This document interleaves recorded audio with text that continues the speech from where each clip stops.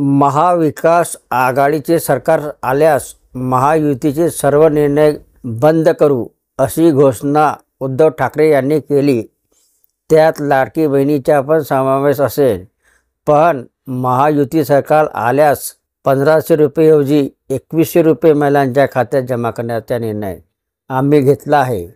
कारण विरोधात घोषणा करणारे हे सर्व सावत्र भाऊ असून आम्ही तुमचे सख्खे भाऊ आहोत, असे प्रतिपादन उपमुख्यमंत्री देवेंद्र फडणवीस चुनाव सभेमध्ये बोलताना म्हणाले की सावत्र भावांनी हायकोर्टात जाऊन ही योजना पैशाचा चुराडा असल्याचा युक्तिवाद करून योजना बंद करण्याची विनंती केली आहे। म्हणून आपण ह्या सावत्र भावापासून सावध राहा, असे पण ते म्हणाले।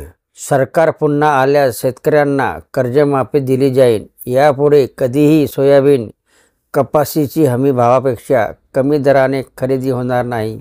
झालीच तर फरकाचे पैसे शेतकऱ्यांना मिळतील।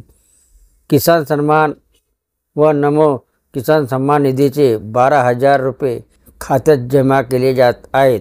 भविष्यात ही रक्कम 15,000 करण्याचा विचार पण असल्याचे देवेंद्र फडणवीस यांनी सांगितले। व्हिडिओ आवडला असेल तर चॅनलला सबस्क्राईब करायला विसरू नका। जय महाराष्ट्र मित्रांनो।